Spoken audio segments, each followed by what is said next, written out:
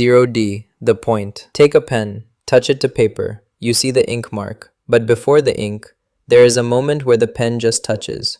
No mark yet, just contact. That exact spot has no size, no width, no thickness. It is not tiny, it is nothing. And yet, it exists. That is 0D, just a location, with nothing around it. 1D, the line. Now imagine that point starts to drag across the paper. It leaves a line. Think of a clothesline outside your house. You can slide a shirt to the left, or to the right. That is it. You cannot lift the shirt off the line sideways. You cannot move it up or down, just left or right, one direction, one freedom. And the strange part, the shirt does not feel trapped, because it has never known anything else. 2D, the shadow. Now that line gets wider. Look at your shadow on the ground. It has a shape. You can see it stretch when the sun is low. You can see it shrink at noon. It moves exactly when you move. But try to grab it. Try to lift it off the ground. You can't. No matter what you do, it stays flat. Because it has no thickness. It only exists in two directions, length and width. Now imagine something flying above you, looking down at your shadow, moving in a direction your shadow cannot understand. Your shadow cannot look up, cannot see it, cannot explain why objects appear and disappear around it. Because the direction that thing is moving in does not exist in the shadow's world. 3D, your hand. Now hold up your hand. Look at it. It has length, finger to wrist. It has width, side to side. It has thickness, front to back. You can feel all three right now. This is the first dimension that you can actually hold. It feels complete. But your shadow felt complete too. It had no way to imagine thickness, no framework for it. No word for it. And that is the scary part. If a direction exists that you cannot perceive, you would never know. You would just go through life thinking, this is everything. What if we are doing that right now? 4D, time. You have never seen yourself blink. By the time you notice it, it is already over. Now look at a scar on your body. Something happened there. You were younger. It hurt. Time passed. It healed. But that moment did not disappear. It did not vanish when it ended. It is recorded, right there, in your skin. That is what time actually is. Not a clock ticking forward, not something that passes. A direction, like left and right.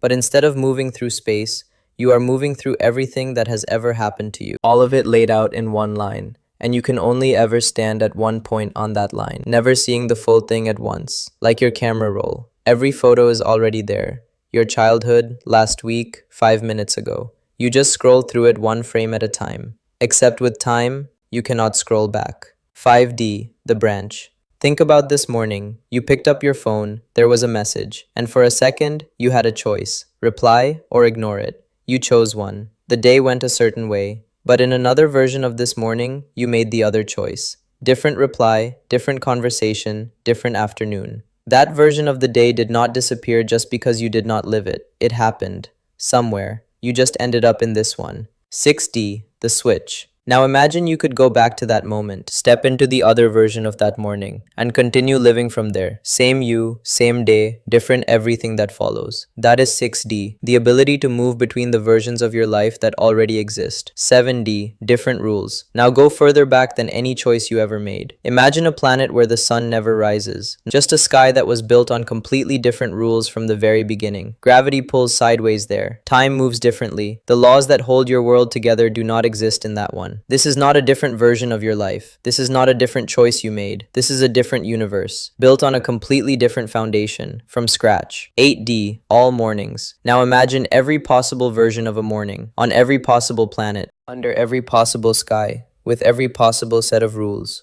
All of them real, all of them happening right now. Your morning, the one you woke up in today, is just one morning, on one planet, in one universe, out of infinite others. 9D, broken rules. Now some of those mornings run backwards. You wake up and it becomes yesterday. Some mornings repeat forever, the same moment, looping, never moving forward. Some skip straight to night without a day in between.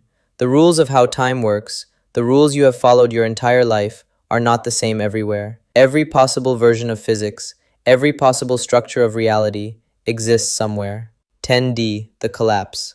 Now take all of that. Every morning, every planet, every universe, every set of rules, every version of reality that could ever exist, and fold it, compress it, into a single point. At this scale, infinity stops expanding. It collapses. Everything becomes one structure, containing everything else, all at once. 11D, the missing piece. But here's the problem. When physicists sit down and try to write the math for all of this, it breaks, every single time. Unless there is one more dimension. Not another universe, not another timeline, not another set of rules. Just one hidden layer. Something the entire structure needs to hold itself together.